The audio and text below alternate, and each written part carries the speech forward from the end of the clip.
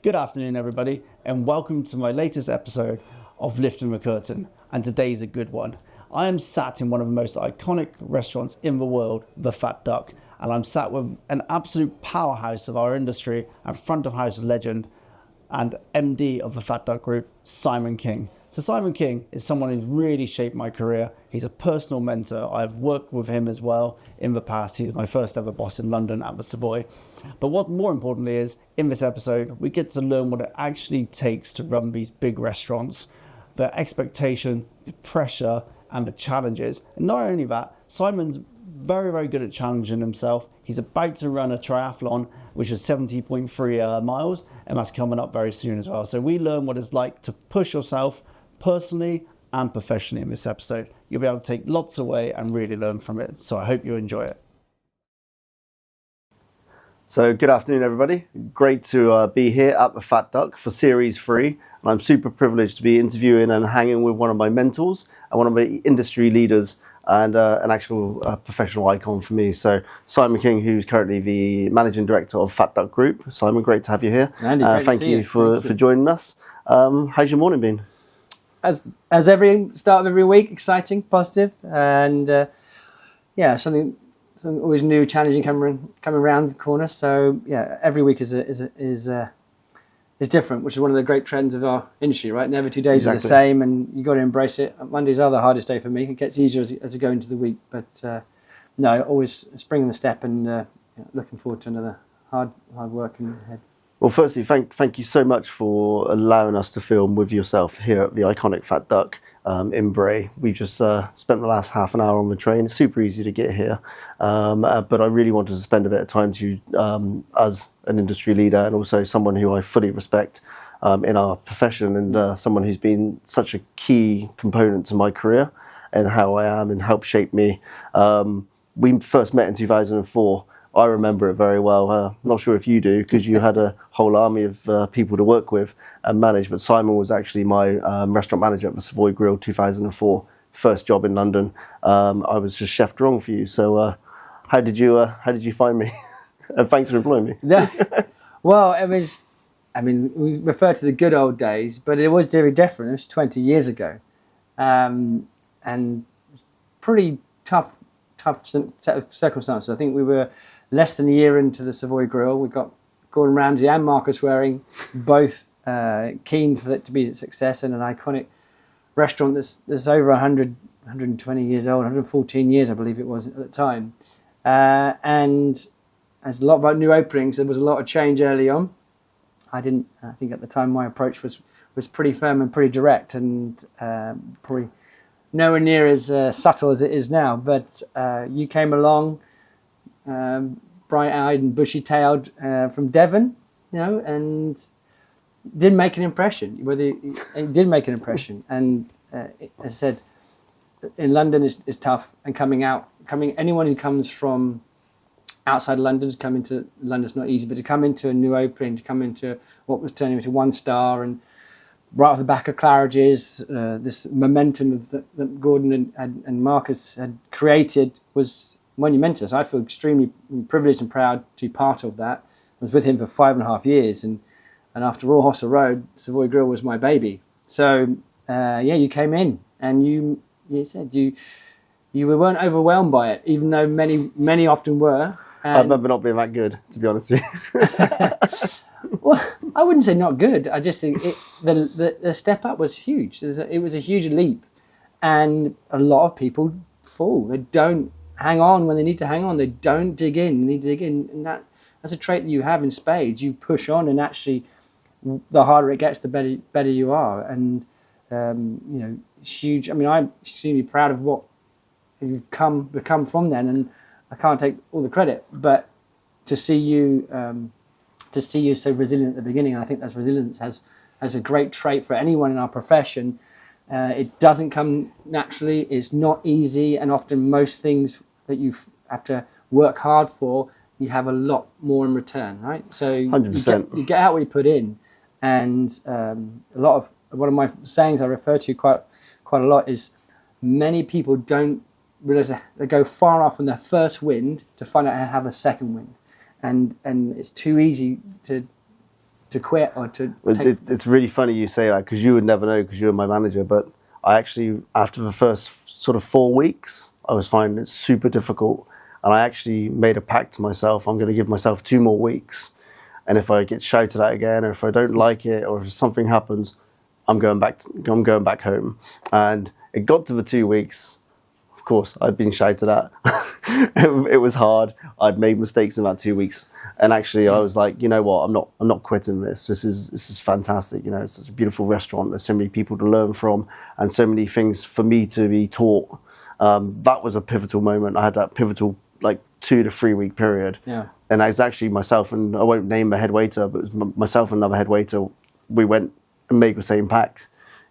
He left, and I stayed. And it was such an important decision for me to dig in. You know. But you're a runner as well. I'm a long. You know, I do triathlons. You run in and just one more mile, more mile, and actually that mentality of just pushing on a bit more does stand you out from the rest of the crowd. And I've been there too. When I did Royal Hostel Road, restaurant manager Royal Hostel Road, I came from the Ritz Hotel. And the Ritz is a very traditional and amazing place. Just got 2 stars on Monday. I'm so proud of it. But then, and even now, the difference between going and managing Royal Hostel Road and that 3-star mentality, and that was chalk and cheese. And after 2 weeks, I was in the same place you were. You know, it was hard to justify keep going, but I did, and I'm so proud that I did. And I think that resilience, we don't want to make it too difficult for the next generation, but we do need to encourage and give good reason for people to persevere, because I think anything in life you need to work hard for and need to be determined to fulfill your potential and give it a go. And in anything, even in a relationship, relationships go through difficult times. You can either throw in the towel, or you can push on and work harder, or look at different approaches. So, and I may talk a lot about a lot of things, but life skills that this industry gives you can shape you. And whether you do this industry for 6 months, 6 years, 60 years, it will give you the skills to help you in your personal life. And that for me is why this is such a great industry. 100%. I mean, I remember when you promoted me, I worked so hard from chef de rang, learning my menu. I kid you not, I used to go to bed and I'd wake up with the menu on my side of my head. And I was just learning my menu. I was so menu knowledge, you know. It's knowledge is power, and if you don't put that into place when you're early in your career, you know, I never thought I would get head waiter at the Savoy Grill with you. And I was just like, when you announced it, I was like, oh my god, this meaning. Is like wow, value, you know, because you work for it, yeah, 100%. And because you watch your other, you shouldn't really compare yourself with other people, but you do compare yourself with other people all the time. But when you see other people who you think you're equal to or as good at, and they get that position ahead of you, you're kind of like, makes you kind of fight a little bit more for it. It means so much, and doing that was a great, and you know, super proud of that position. The team we had at the time at the Savoy Grill was stunning. Well, it's healthy. It's healthy competition. Hospitality is a team sport, so you need to work together as a team. That says the kitchen and the front of house and the sommelier team, everyone together. But if there's a natural urge to outdo each other in a healthy way. You're pushing each other on, right? You don't want to be caught. You go to a briefing and you want to answer the questions. You don't want to go to a briefing and not have the answer, and the guy next to you will turn around and give the answer you didn't have. You don't want to be in that position. I remember being in a briefing. It'd be like an army of people. Yourself looking at everyone, and we're all like, "Please don't ask me. Please don't ask me. Please don't ask me." And you go along. And first me, and Andy, can you tell me about the lamb dish? And I'm like. It starts to come out, and then you miss a component, and you're like, God, I missed a component. Damn, next time I'm not going to miss that. And you go a bit more detail, and you go into the kitchen, you start to talk to the chef. You're like, chef, you know, what else goes into this dish? And you go a bit deeper into the dish, so then you start trying to catch you out. And it becomes a little bit of a game where you're like, come on, ask me, you know. Well, I think that's a good example of how things have changed and how things need to change. So the need of knowledge hasn't changed. And to have a briefing is imperatively important, one of the most important things. But instead of standing there trying to catch people out what they didn't know, you're trying to showcase what they do know. And I got a little bit cuter over time. It took me longer than I would like to admit to get it right. But I would often I would ask questions to the less confident members of staff, and I'd already given them the answer. So I'd given the answer before the briefing, and then I would ask them to repeat that answer in front of everyone else. That gives them the kudos for the team and actually keeps everyone else on their toes, as maybe some of the more experienced staff knew most of it and felt at ease. They wouldn't worry about it. It keeps everyone on their toes. But one skill that I wish I learned sooner is the power of positive reinforcement. Too often, my focus has been on critiquing and working on the 1% that wasn't right, and neglecting the 99% that was.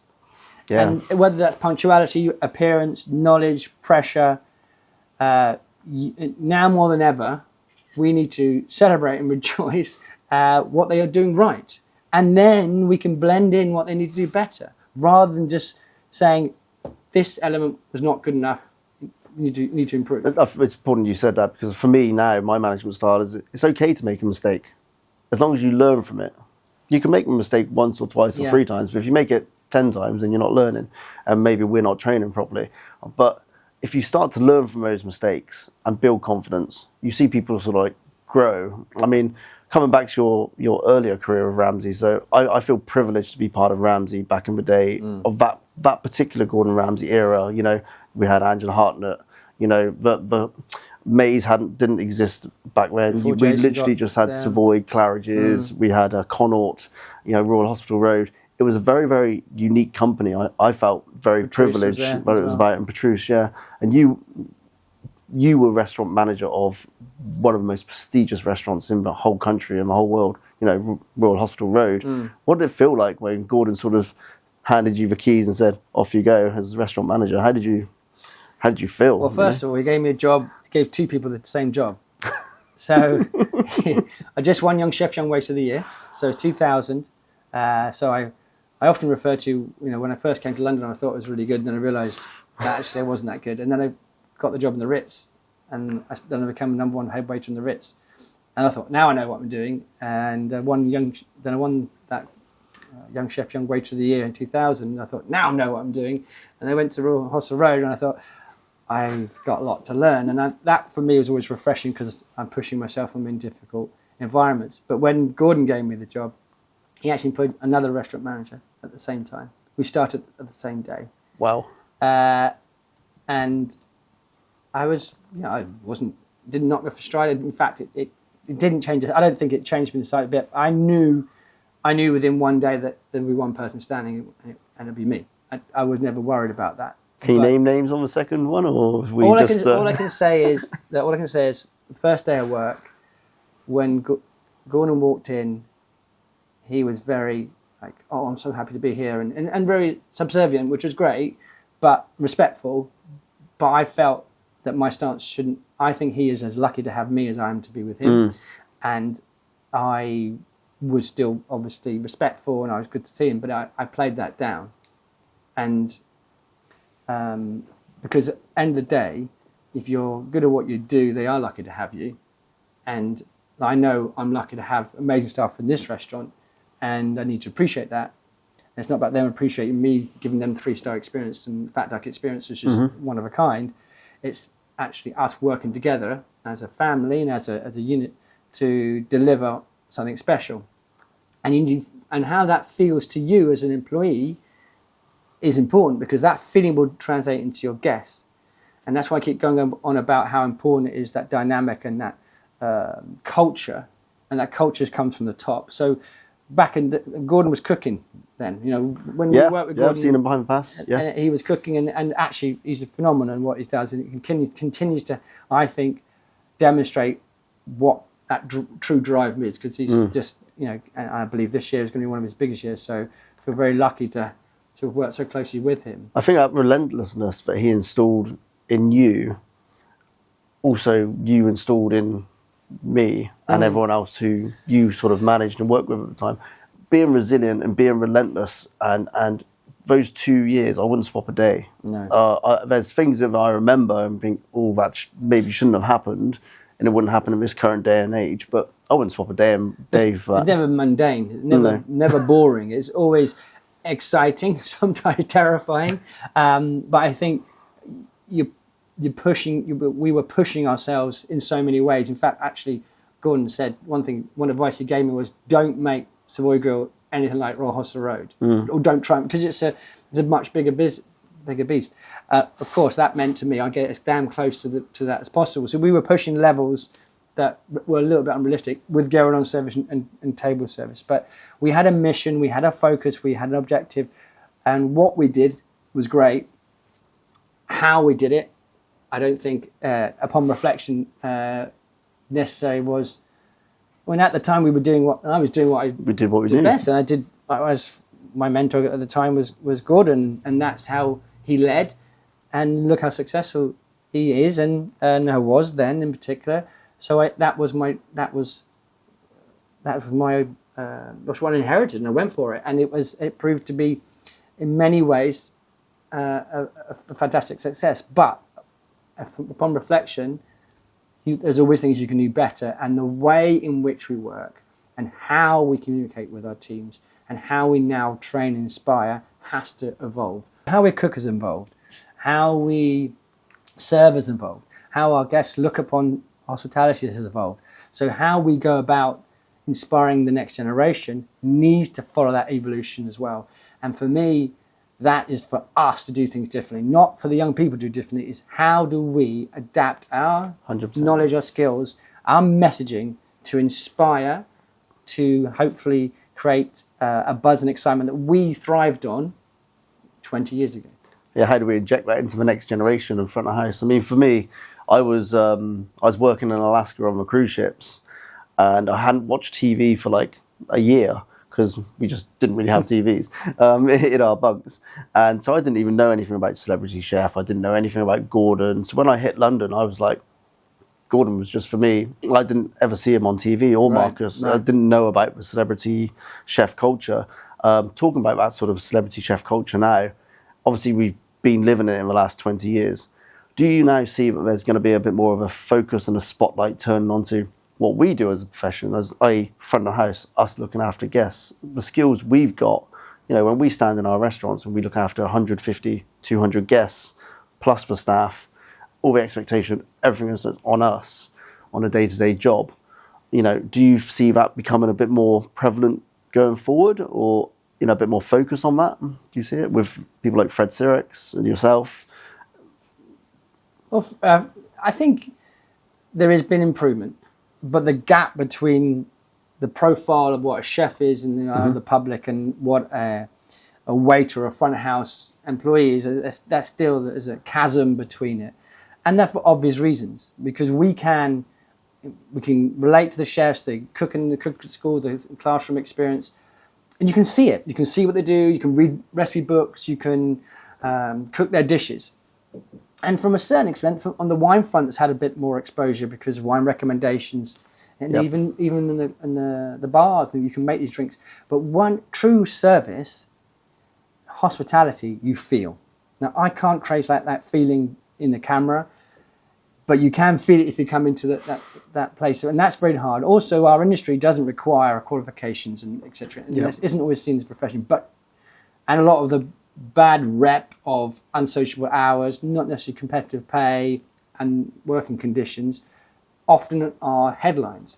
But two things. One is that if we can just communicate on what benefits there are to our industry, the travel, the soft skills, the life skills, the core knowledges, and the travel opportunities, as well as now more flexible working hours, it isn't all bad. Agreed. The chefs are doing an incredible job for elevating profile. Hospitality is the second biggest employer in our country. So it has a lot of weight to it, and it's important that it's done correctly. Whether we can do it on the screens is a way of doing it, whether we do it more organically, but it starts with us. As hospitality professionals, our greatest asset is our people skills. 100%. Right? And how we make our guests feel, and how we take care of our guests, think about our guests, we look after our guests. We need to use those skills to look after our staff. How do we care for them? How do we think about them? How do we look after them? We got the skill set there, use it. Because the staff are the number one most important part of our business. They're the number one asset. And if they feel the number one asset, they will provide you with that commitment you're looking for. They will give you that loyalty. They will give you ideas. They will give you, because I see it in this restaurant. I see it in so many places. Luckily, there are many young people out there with that right DNA. And what my mentor in New York would say is 51 percenters. So Danny Meyer in New York, I spent 2.5 years in New York working for Danny Meyer, who has Union Square Hospitality Group and an amazing book called Setting the Table. And it was one incredible life experience to move and live in New York and to work for such a trailblazer in our industry, especially so focused on hospitality and how it feels and the joy of hospitality. And 51 percenters refers to his criteria when choosing and recruiting the right people. So 49% is knowledge and 51% is mental IQ. And that is personality, work ethic, persona, interest, integrity. And if you have those traits, and by the way, you have them in spades, and that's what stood out for you 20 years ago, the 49%, which you had to work on, and you had to sleep on that. Still looking for the other 48%. That knowledge, that 49% of how to do it, you can be taught. The 51% really is in your DNA. And that dictates really how you fulfill your hospitality potential. And lots of things Danny told me which was eye-opening and resided in me. And the how factor, how we make our guests feel, but how we make our staff feel, our team, our family, our employees, however we refer to it, is essential. So just one massive thing for myself, the change from COVID to how we used to look after guests, for example, when I first started at the Savoy Grill, I kind of, as a waiter, kind of felt that they were privileged to come into our restaurant because they were getting service, they were getting great food. And what I didn't sort of know back then and what I really heavily teach now, especially with junior staff or younger management, is how privileged we are now to have guests coming into our restaurant and what a great thing it is and how they should be looked after. People are spending their hard-earned money with the cost of living, even bread, milk, everything's gone up. The cost of living is as high as it's ever been. I think massive focus for myself is making sure and teaching the staff, to understand that message as well. But people now want more for their money. Do you find that here as well, or? I think COVID was dare I say it, a good thing to our industry. Mm-hmm. It challenged us. It put us on a knee. Don't get me wrong, but I think it demonstrate the value of hospitality and the importance of it, rather than what the guests expect. It's the importance of this socialising element of it. And we should joke before about the Brits used to eat to live rather than live to eat. And I think that's changed. I think it's now a necessity to continue to have social gatherings, meetings. We're tribal people, right? We're meant to be in groups. But I think what's changed in my eyes is the resilience of our industry is amazing, but also the need for the guest and the public to want to dine out continues to be strong. So never take it for granted, but I think the knowledge that they're coming in to enjoy themselves and they're spending their hard-earned work and money on this experience is a responsibility that we have as in our industry to ensure they get value for money. Yeah. So you've recently come back into the role as MD of Fat Duck Group. You were here 15 years ago, roughly the same capacity as well. What's brought you back to the Fat Duck Group? What are you currently excited about? And tell us a bit about that journey. Yeah, well, the Fat Duck first time round was a massive impact on my career.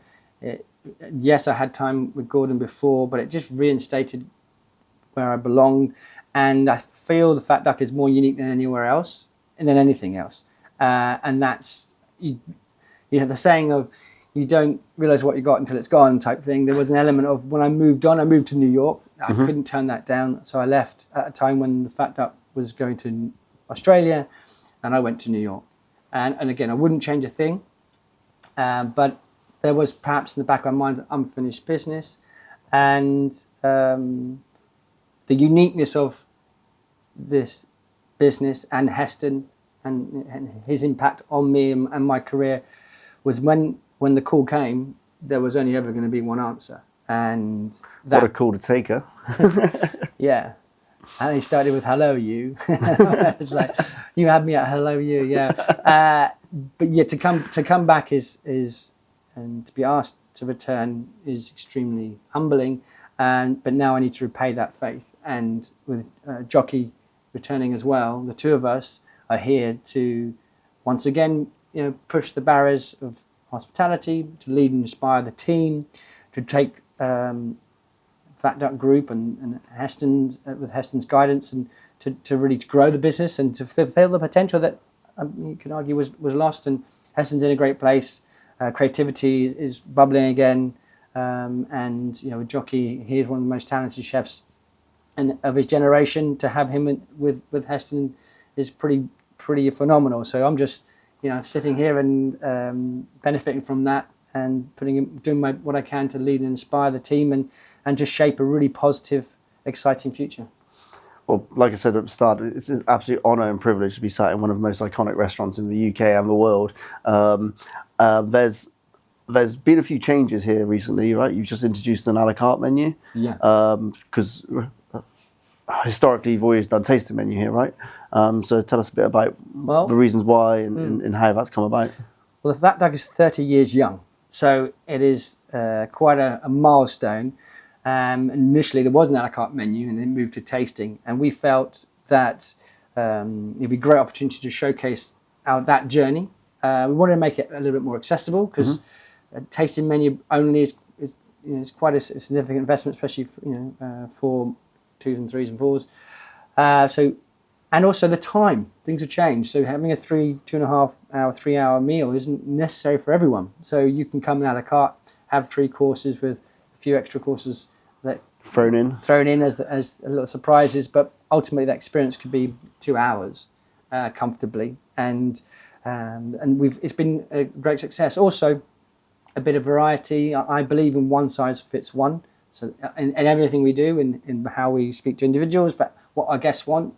And one of the training initiatives is how to continue to evolve our service so it is more individual and feels that way. And what more individual can you do is, order from choices of a la carte and allow that bit more freedom. Whereas before it was a bit more rigid tasting menu. So more choice, more accessibility, and demonstrate a back catalogue of incredible dishes that have really influenced many chefs around the world, which is quite something. And the commitment, some of those dishes will be showcased as what we refer to as retiring the dishes, or Hall of Faming is my preference. When a dish gets to a point where it cannot be improved upon, in Heston's eyes, there's time for a new dish altogether, and that's what we're doing. So that's really cool. There's more evolution coming, more change, but the core values and a lot of the core offering will remain true to self. So if you see an iconic dish on the a la carte at the moment, come quick, because it might get retired, right? Some of the dishes will be like in a the shirt, they take the numbers off and they retire a shirt number. They may not be around as much as more. So there's quite a few dishes that are on that fantastic on that pedestal. And so we're obviously in Bray. It's gastronomic village. It's a destination area. It's not just about the Fat Duck, Bray, for Heston. No, not at we all. also have the beautiful Hinds Head, which is also one Michelin star, just literally like a half a minute walk away from the Duck. The two work very closely together, which is really fascinating for me, because obviously guests get to they come to Bray and they should try the Hinds Head before they try the Duck, or they should come to the Duck and then try the Hinds Head for a pint afterwards, or a relaxing drink. How do the two sort of complement each other, and how does that dynamic work for you? Yeah, I mean, it's a beautiful pub, the Hinds Head, and we use the facilities in a way that allows both the Fat Duck chefs and the Hinds Head chefs work together. They collaborate, they share recipes, we share the chef facilities, and the same for our front of house team. So when I came back, that was something that I knew the business benefited from in the past, and I was really keen to reinstall it. So we have a fantastic head sommelier called Melania, who not only does the wine program for the Duck, but she also does it for the Hinds Head. So that's a great example of using resources and inspiration from both. The sommelier team from the Duck do the training in the Hinds Head, and also the staff support it. So I'm really keen to do it with staff parties together. We've cross-trained, we've promoted in either one. That's an avenue I want to continue. So you can do some groundwork in the Fat Duck, you go to the Hinds Head to more evolved service skills, and then come back to the Duck at a higher level, or vice versa. And that's an asset for us, and we want to train and really support our staff. And having another way to do it without having this level is quite intimidating, right? Yeah, 100%. So how can we find a way to and the dinner in London? So dinner in London, 2 Michelin star in the Mandarin Oriental. There's plenty of staff that used to work in the Duck now work in the Mandarin, and that's the benefit of being in a group, and we want to make the most of it. Keeping that Heston message across the group is super important. 100%. And some of your guests probably have expectations or higher expectations because the Duck is so close to Hinds Head. To have that wine list going across is so important. So I've been in the industry for 25 years. You've been in there for, I was going to say 26 years. Be polite. Long enough. And our industry's changed a lot in that time. What do you currently feel like the next hot topics for our industry and trends are going to be, and any potential issues that's going to be coming our way in the short term? Yeah, I mean, it's a good question. There's a whole plethora of different challenges this industry is always facing, and produce and costs and controls, etc., are always high up there, and staff costs is getting mentioned. But every time I mention the word cost, I think this is one of the issues that I believe is becoming more and more a burden. We're a business. Mm-hmm. We need to be profitable. We need to work in a profitable way. We need to look at our numbers and be aware of it. However, we're quite unique as a business, and there's a lot of moving parts, there's a lot of moving people, and it's not as black and white as an accountant would see it. But too often, the financial implications are dictating the decision making in our industry. And it's almost that I can't afford to do this, or how much will this cost, or I need to save this, or I need to earn this. Now, these conversations are extremely important to have awareness and controls of it, but it shouldn't be the reason why you're doing it, and it shouldn't be leading it or making the decision. And too often, training is cut because we can't afford it. Payroll is sliced because we can't afford it. And they're constantly looking at financially driven decisions. When it needs to be in the mix, but it can't be led by it. And in creative environments like this, I even said to Heston, when we're creating something for the right reasons, it's amazing. If we're creating something because we need to think of a story for, it's not natural. It never is as good as it could be. So it is managing the financial elements in our business to ensure you allow this core team to deliver what needs to be done.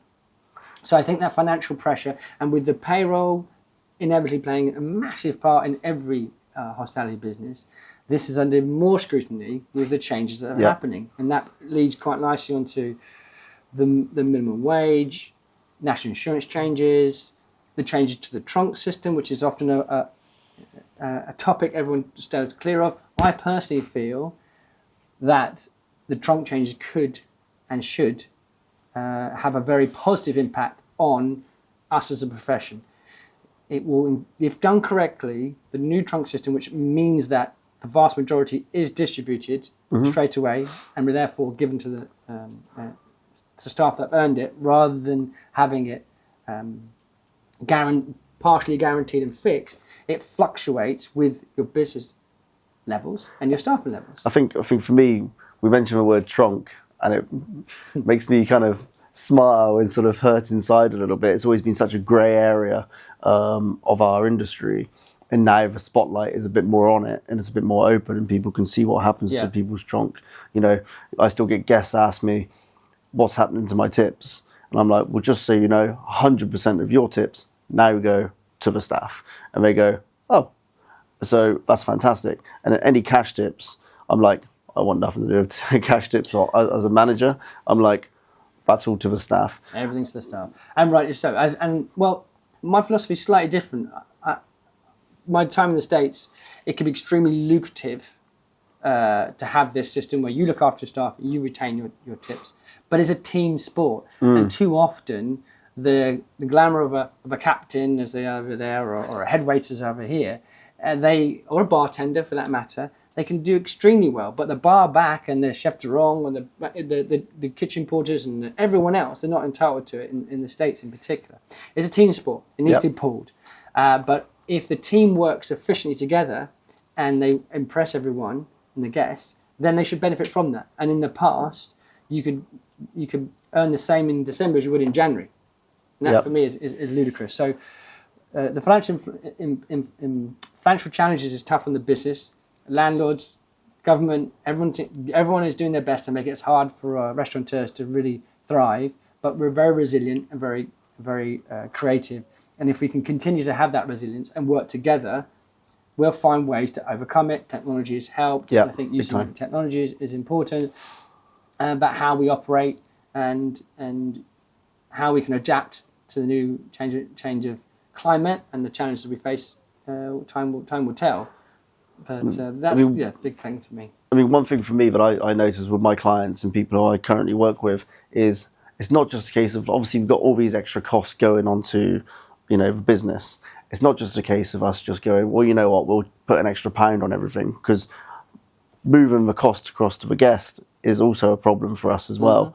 What I find is actually made us more efficient, so you have a bit more, you look at your business as a whole, or more of a holistic approach, and you can actually make savings in other ways which doesn't affect the staff, doesn't affect the guests, it affects the business in a positive way, even if it's going into like sustainability or reusing things and getting more out of the products that we're buying in. It's such a interesting time for our industry. It's not just all doom and gloom and people saying, oh, you know what, we don't get a profit anymore. You need to operate better as well. For me, So we talk about numbers and finance being a major impact. Inevitably, people. And Brexit, I feel, is far more damaging than COVID, right? But we're still here, and we have to look at ways to connect with more people. And I feel, in particular, is that cultural piece. How can we create an environment where people are nurtured, people are hopefully inspired, they're taught, and they feel respected, and we can adapt our industry around the needs of the younger people. We need to make our changes. So how we appeal to the younger next generation, how we really connect with them, and how we can inspire the next generation is a massive part of what we need to do. And we have the skill set, as alluded to earlier, and we need to be resolute and not fall in the trap of, oh, they don't work as hard as before. Oh, they don't do this as before. If that is happening, what are we doing to create that? Or what are we not doing? I know plenty of people my age who didn't work hard enough, or still didn't work hard enough, and didn't have the same work ethic. A generation, it doesn't just born with no work ethic. This current generation, for me, there's absolute diamonds in there. Yeah, but it's also hard work isn't always about long hours. Hard work is about working smart. It's being efficient with what you're doing, and people often ask me about, I want to work from home. So it's all to do with productivity. If you're productive, and if you're more productive at home, and you can demonstrate that, then your case is actually rock solid, providing the team is not diluted by that. Rather than you have that, you still feel connected, then why not be open to it? And the same goes for shift patterns and days of the week. We're looking at 4 days a week, and having 3 days off a week. So we have that flexibility more than ever in our industry. How do we do it? And how do we learn of other industries as well? So people connecting with people and the next generation, and understanding that we need to do things differently. We need to change, not the next generation. We need to make the effort. We need to, like we've done time and time before, be resilient and creative and think outside the box. You know what? I can connect with you. You can feel special. And actually, I've seen it in my own business as well. to see a young person low in confidence, low in direction, and be with you for months. And as a young lady I think of that springs to mind, and she left the business just after a year or 18 months, a different person.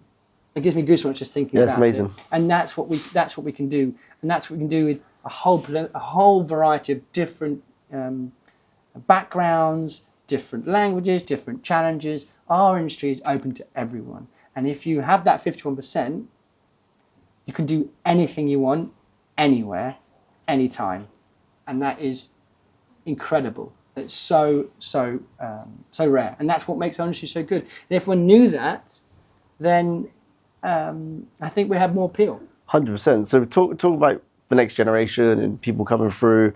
You alluded to a competition that you won back in 2000. Young chef, young waiter. There's currently a new competition being born from that, which is now young chef, young waiter, young mixologist, which both myself and you have massive ties to, big and it's super important to us. You know, talk to us a bit about young chef, young waiter, young mixologist, what it means to you, how it is, how important it is for our industry. I know how important it is for me, but yeah, it's been super important in your career as well. Well, any opportunity to demonstrate how great this industry is a good one, and then showcase young talent is special. I love the element of mentoring and coaching, and this competition is all about that. It's all about showcasing and inspiring young people in our profession of what they're capable of doing. And to start off with, we used to go to Ealing College, we used to go to Westminster, we used to go up north to Middlesbrough, and it was great. But now we're talking about Monaco and Singapore and Dubai, and that's just a demonstration both of Bob Walton's drive but also the appeal of it, but the global appeal. So it's now world young chef, young waiter. So initially, classic skills and how you acknowledge, how you showcase it. But what we did was, you and I in particular, in 2019, we went through the competition with the 5-2 code and made it relevant. Yes. Made the challenges and something that demonstrates the skills that the new generation needs, something that actually they can learn from and actually use on their workplace. We made it appealing to everyone. I felt the traditional background of it meant it only really seemed accessible for 5-star hotels or certain level. Agreed. Whereas hospitality is, millions of people are employed in hospitality from all over the country and from all different backgrounds. I mean, yourself, your pub background in Devon. Why? And look at what you've done. Why can't that be replicated? So, young chef, young mixologist, and young chef competition is a great way of demonstrating mixologists with an amazing skill set, as is the waiters and as in the chefs, and how they work together as a team. It reinforces the team effort, and then at the end of it, you can represent your country. And how cool is that? So meeting people, learning, pushing yourself, but hopefully inspiring others. So immensely proud. Been involved with the competition a long time, and I know it's going from strength to strength. I believe it's 12 countries. Looking 12 countries this year. We've just finished the Singapore final, which is fantastic. I mean, like, from me and you did 2019 in Dubai, So to go from,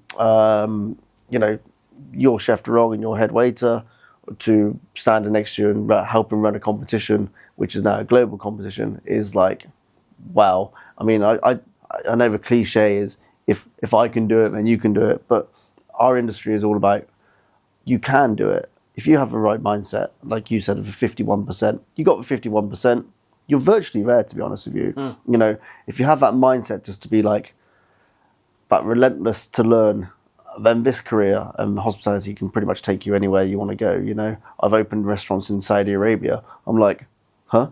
Yeah. How? So you've traveled and you've done the same, and it's just such a beautiful competition and such a beautiful industry to be part of.